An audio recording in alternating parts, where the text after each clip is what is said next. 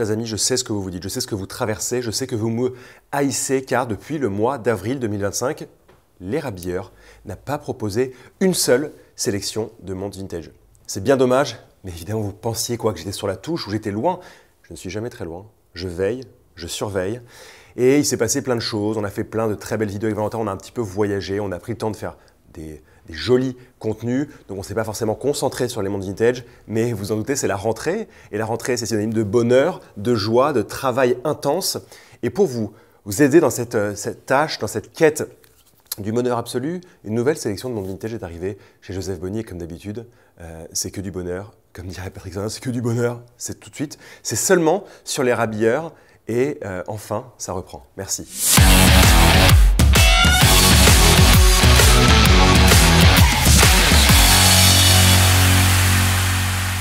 Je vous le rappelle, chez Joseph Bonny et chez l'Érabilleur, on propose de manière régulière une jolie sélection de montres vintage, des montres plus ou moins récentes, dans des bons états qui ont été choyées, vérifiées, parfois contrôlées et même révisées par notre horloger. En tous les cas, elles sont garanties pendant 1 an et plus, puisque vous savez que si vous achetez chez nous, on va toujours bichonner vos montres, même à l'avenir. Ça m'est arrivé évidemment de ne pas faire payer des clients 2 à 3 ans après pour des petits détails, des petites choses à réviser ou des petites choses à toucher parce qu'un verre était cassé ou je ne sais quoi. Donc en tout cas, ne vous inquiétez pas, vous êtes entre de bonnes mains et on va commencer tout de suite avec la première montre de cette sélection. La première montre de cette sélection n'est autre qu'une Omega Seamaster avec un cadran sectorisé patiné de folie et je l'ai sélectionnée parce qu'on en a déjà eu quelques-unes dans les sélections de montres vintage Joseph Bonny et je trouve qu'elles ont à la fois un cadran mais surtout un boîtier spectaculaire. Je rappelle que la collection Seamaster elle arrive chez Omega à la fin des années 40. Elle vient marquer un peu cette version civile des montres qui étaient proposées à la Royal Air Force, en tout cas des corps militaires pendant la Seconde Guerre mondiale. Et cette fois, on va passer dans le côté civil avec des montres à un emploi quotidien, des montres étanches, résistantes à l'eau et à la poussière. Et un peu plus tard, évidemment, Seamaster va aussi devenir la montre de plongée professionnelle chez Omega. Et on verra des pièces un peu incroyables apparaître. Mais là, on va se concentrer sur une belle pièce des années 50. Ce qu'il faut retenir évidemment, et c'est pour ça que j'aime ces montres, c'est qu'on va avoir le centre du cadran qui était auparavant argenté, qui a patiné vers une tonalité un peu champagne, très légèrement piqué, parce que très légèrement oxydé. Vous imaginez, la montre a presque 70 ans de vie. Vous avez un tour d'heure qui, lui, est plus foncé, qui va recevoir des index en applique argenté fasté. Donc c'est vraiment un beau travail de cadranier, de magnifiques aiguilles dauphines, enfin, toute la beauté de la montre classique chez Omega. Vous avez une couronne molletée, signée Omega évidemment. Et moi, ce que j'aime sur ces montres, ce que j'aime vraiment, ça va être ces cornes un peu larges avec un chanfrein très léger. Et ce qui montre aussi que cette montre est dans un bel état, c'est d'avoir au dos la mention gravée Seamaster et waterproof avec des très très beaux volumes, ce qui veut dire que la montre a été très peu polie. À l'intérieur, on trouve un bon et fidèle mouvement Omega calibre 420 avec un numéro de série qui commence par 15 millions. Et si ce numéro de série commence par 15 millions, d'après les tables qui sont très précises chez Omega, on peut affirmer que la montre date des environs de 1956. Si vous ajoutez à cela un diamètre tout à fait convenable de 34 mm, cette montre, c'est juste de la pure beauté. Ça fonctionne à merveille, c'est bien pour tous les jours et ça porte sur ses petites épaules bien solides toute l'histoire de l'horlogerie du XXe siècle.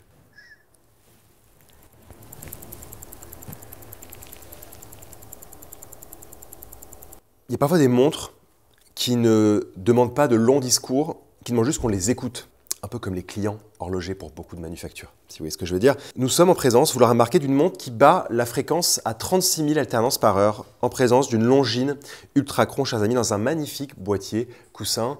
Mais d'abord, 2-3 rappels historiques. Alors que Longines a célébré en 2022 son 190e anniversaire, la marque en a profité pour relancer son Ultrachron. Longines est prête à présenter en 1959, je vous rappelle, le premier mouvement haute fréquence pour une montre bracelet, le fameux calibre 360 qui oscille à 36 000 alternances par heure, manufacturé main et ajusté pour les concours d'observatoire. La Longines Ultrachron de série, si je puis dire, elle est présentée en 1967 pour célébrer le centenaire de Longines. Longines ne sera pas la seule marque évidemment à se lancer dans la haute fréquence, en tout cas elle sera une des pionnières à le faire et elle l'a bien fait. Cette Longines Ultrachron, on en a eu quelques-unes à proposer à la vente et je pense que cette version coussin est ma version préférée et je pense que celle qu'on vous a dégotée est dans le meilleur état, même si avant elles étaient dans un bel état aussi. Pourquoi je peux dire ça? C'est que si on va regarder la lunette, et vous voyez ça sur les images de Valentin, on voit qu'il y a une finition brossée soleillée, c'est-à-dire qui part un peu du centre imaginaire du cadran et qui remonte vers les extérieurs. Si on a une aussi belle finition encore présente sur la lunette, ça veut dire que la montre n'a pas été trop touchée, n'a pas été trop polie, et ça veut dire que la montre, c'est normal qu'elle soit dans un bon état. Finalement, à midi, le logo sablier ailé Longines en applique. À 6 heures, ce joli serpent Ultracon qui reprend évidemment les variations qu'on pourrait voir sur un écran en lien, en résonance, si je puis dire, avec la fréquence et les lettres Ultracron en dessous. Le cadran est dans un état divin. Sur l'extérieur, il présente de très très légers points d'oxydation, mais ça se voit à peine. En tout cas, les mentions, les encres n'ont pas vieilli. Enfin, c'est juste magnifique. Des aiguilles bâtons avec de l'encre noire, des index en applique argenté avec une petite touche de noir également, et une jolie et délicate date à 3 heures, sublimée par une applique carré qui vient l'entourer.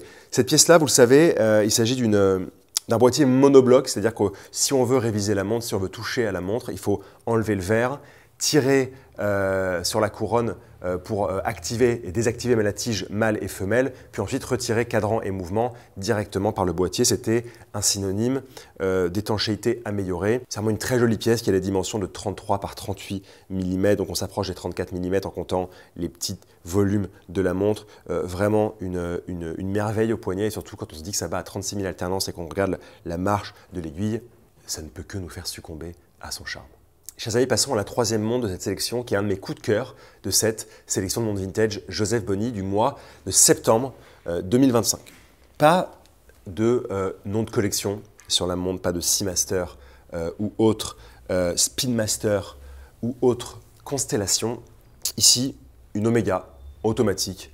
Il y a beaucoup de pièces, notamment après la Seconde Guerre mondiale, qui sont simplement nées, qui n'étaient pas forcément dans des collections, qui étaient simplement des Omega automatiques ou des Omega tout court, qui n'avaient pas de mention automatique, puisque souvent, évidemment, elles étaient à remontage manuel. Et ici, j'ai craqué pour cette montre parce qu'elle présente un cadran couplé à un boîtier de toute beauté. Commençons par le cadran. Le cadran, il est gris, il présente des traits de minuterie qui sont vraiment longs, et s'il est caractérisé par cette couleur gris anthracite de toute beauté, on remarque évidemment, et comment ne pas le remarquer, ce tour d'heure qui est donc azuré, cette finition, vous savez, qui reprend les rainures des disques vinyles pour vulgariser la chose, qui va recevoir de très très beaux index carrés, de bonne taille en applique avec un centre blanc luminescent, une très discrète date à 3 heures qui est sublimée par une peinture blanche qui vient l'entourer. Si vous ajoutez à cela de magnifiques aiguilles blanches qui évidemment se détachent à merveille de ce cadran gris anthracite et qui présente aussi du tritium un peu vieilli, vous obtenez une pièce incroyable.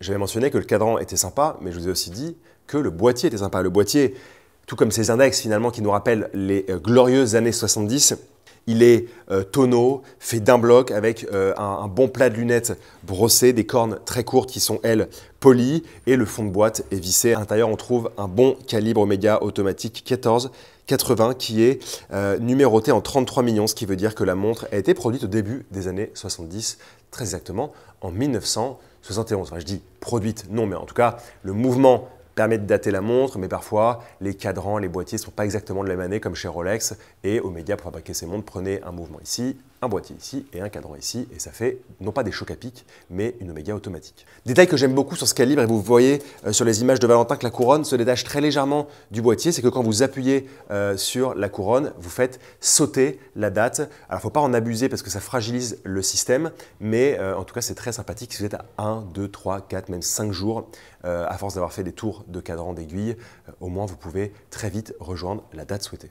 Chers amis, pour la quatrième montre de cette sélection, je vous propose de passer à la marque Longines, qu'on affectionne tout particulièrement avec une pièce ici assez extraordinaire, de forme tonneau, de belle taille, avec un très joli cadran bleu et un mouvement automatique fort sympathique. Ce qui choque avant tout quand on a cette Longines entre les mains, et ça moi je le vois en dessous les cornes, par la finition d'origine qui est encore là, c'est évidemment son état extraordinaire. Elle est proche d'un état neuf de stock, et surtout elle est de belle taille. En effet, avec son boîtier 34 par 40 mm, quand je dis 40 mm, je compte corne à corne de dimension, on a vraiment une pièce qui est juste esquisse au poignet, qui conserve une très très belle finesse. En effet, il n'y a pas d'aiguille des secondes sur le cadran, on a juste 2 aiguilles comme ça dorées, de fins index en applique dorées également, longines à midi avec le sablier ailé doré en applique et dans une jolie typographie des années fin années 70, la mention automatique à 6 heures. Un petit cabochon sur la couronne, une montre qui est à la fois en acier et aussi en métal plaqué or pour le reste de la carrure. Donc le fond, comme de manière générale, de manière classique, lui est en acier. Et vraiment une pièce de toute beauté. Cette forme tonneau, elle est très élégante. Si on ajoute à ça en fait cette profondeur de bleu soleillé à la bonne qualité du plaquage du boîtier, on a vraiment une montre qui est juste magnifique. Une montre avec un calibre mécanique longine à remontage automatique. Il s'agit du calibre L645 et je peux vous dire que cette montre n'est pas près de nous lasser. Si je vous parle de Seamaster 600, n'allez pas forcément vous imaginer que la montre est étanche à une profondeur de 600 mètres. C'est assez marrant parce qu'en fait, on a toujours dans l'idée que la collection Seamaster, je vous le rappelais tout à l'heure, qui est apparue à la fin des années 40, elle concerne les montres de plongée. Alors, elle va d'abord concerner des montres étanches héritées de la Seconde Guerre mondiale et après, elle concernera vraiment des montres de plongée professionnelles. Ici, on est en présence d'une Omega Seamaster 600 de toute beauté. Pourquoi de toute beauté? Parce qu'on a à la fois une montre qui est très classique et en même temps avoir ce petit médaillon au dos Seamaster qu'en dit beaucoup et surtout il en dit beaucoup sur l'état de la montre parce que quand vous regardez ce médaillon, il a des gravures qui sont superbes en profondeur. On voit que le fond de boîte n'a pas été touché ou très peu poli et le cadran est absolument divin. Il a juste patiné en couleur mais on ne voit pas forcément d'oxydation, un tout petit peu d'oxydation sur les aiguilles mais il est très joli, il a des beaux détails, il a des index qui sont pas si fin que ça finalement en applique argenté, des aiguilles très fines avec une peinture noire sur une grande partie de leur longueur, une date à 3 heures qui est sublimée par une fenêtre en applique argentée avec des reliefs.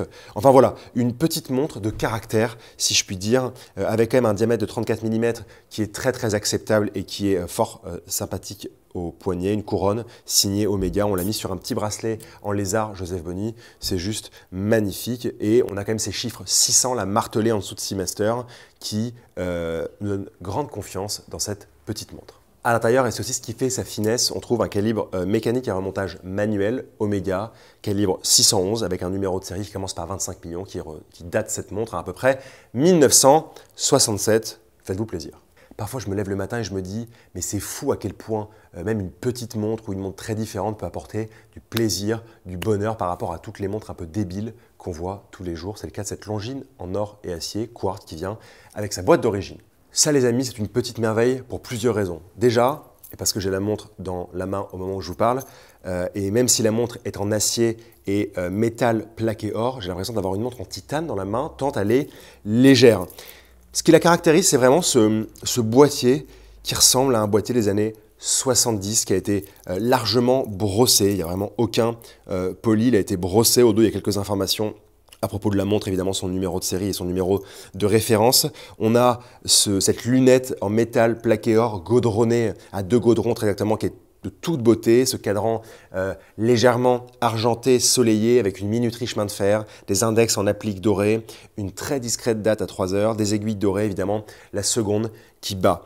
J'aime évidemment aussi ce bracelet qui fait 13 années 80, avec déjà 5 rangs de maillons, 3 rangs de maillons en métal brossé, les 2 autres rangs qui reprennent un peu les formes de gaudron de la lunette en métal plaqué or et une fermeture à cliquer. C'est vraiment une pièce magnifique. Regardez la finesse, constatez, chers amis, la finesse de la montre. C'est vraiment un bonheur d'avoir ça au poignet. Et en plus de cela, c'est une montre accessible. Si vous ajoutez à la beauté, à la légèreté de cette montre, le fait qu'elle vienne avec sa boîte d'origine qui est en plutôt bon état, c'est un vrai plaisir. Ce sera un très beau cadeau pour celle ou celui qui la recevra. Et je dis celle ou celui, puisque évidemment, vous pourrez, en fonction de la taille des poignets, retirer des maillons en enlevant des petits rivets. Mais ça, votre horloger saura très bien le faire. Chers amis, on va maintenant glisser vers une sublime Omega Deville avec un épais plaquage en or 40 microns, donc on n'est pas sur les petits plaquages d'aujourd'hui, avec une très jolie ouverture de cadran. Mais avant toute chose, puisque vous savez, on a une petite maxime avec Valentin, dès qu'on parle, dès qu'on nous titille à propos d'une Omega Deville, et pour ce faire, je vais laisser Valentin vous dire ce que c'est l'âme de la Deville. Valentin, je t'écoute. Dans le monde de la mode, du chic et du charme, Les Deville au style distingué et à la finition soignée symbolisent l'élégance du classicisme le plus sobre à la fantaisie du meilleur goût. Je peux dire que Valentin, je l'ai tellement bassiné avec cette phrase, mais il la connaît mieux que moi, donc je suis obligé de lui demander la phrase à chaque fois. Merci Valentin. Pourquoi j'aime cette Omega Deville?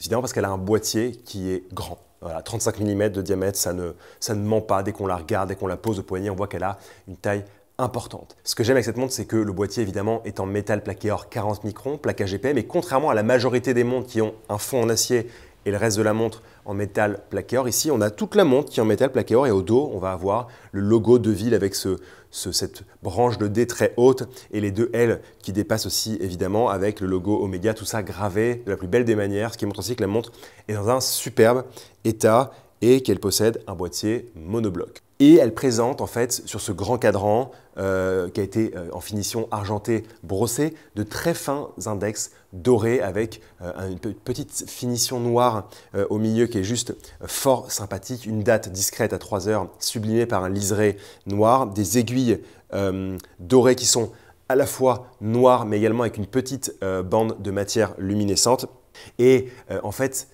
voilà, Omega a un cerveau quand il présente cette montre-là et on a des anses qui sont courtes pour justement éviter d'avoir une montre qui, par ses 35 mm, qui à l'époque était quand même une bonne taille, ne prenne trop de place. Voilà, une très belle pièce dans un état juste formidable et qui ne demande qu'à trouver le poignet d'un heureux ou d'une heureuse propriétaire. Chers amis, dès à présent, nous allons partir dans les étoiles de Zurich, même si ce que je dis n'a aucun sens. Étoiles, puisque Seamaster cosmique, Zurich puisque le nom du distributeur Turler, vous savez qu'on adore, les amateurs de montres adorent les cadrans à double signature, parfois on les déteste. Ça dépend un peu de ce qu'on veut voir apparaître sur son cadran. Et ici, il y a un grand distributeur de Zurich qui s'appelle Turler. Et lorsque Turler distribuait certaines montres Omega, mais aussi des montres d'autres marques, il apposait son nom Turler sur les cadrans pour dire hey, les gars, ça vient de chez nous. La Seamaster Cosmic, elle apparaît en 1966 avec son boîtier de forme tonneau et c'est vraiment une ligne fonctionnelle. Elle se reconnaît à ses deux longs biseaux sur le fond de boîte qui lui valent le surnom de ski. Ce que j'aime avec cette montre, c'est évidemment son cadran qui, comment je peux vous dire, on a l'impression d'être un petit village en 3 dimensions, il y a beaucoup de détails, c'est presque futuriste, c'est dingue à quel point un cadran peut véhiculer des émotions.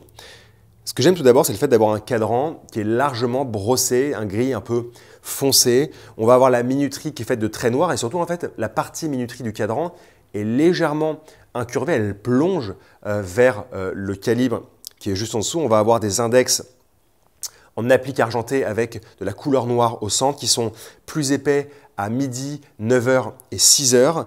On va avoir des points tritium qui sont dans un état exceptionnel à côté de tous les index. 2 larges aiguilles à la fois avec cette matière noire pour rappeler les index, mais aussi avec de la matière luminescente pour découvrir l'heure une fois l'obscurité venue.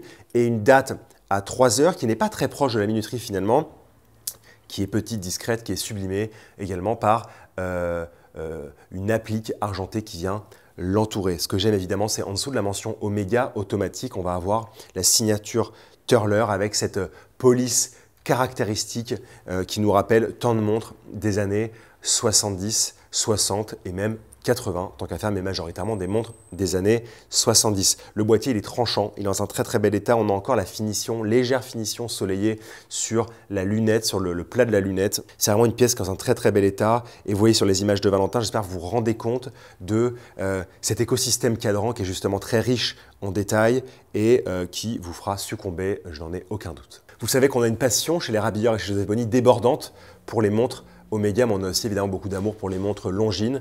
Ici, une petite Longines, comme je vous disais, des petites montres peuvent apporter beaucoup de plaisir. Un peu plus qu'une petite, on va dire une moyenne Longines automatique d'une grande simplicité. C'est ce qui fait son essence. J'aime beaucoup cette montre puisque dans 34 mm de diamètre, on va avoir plein de jolis détails.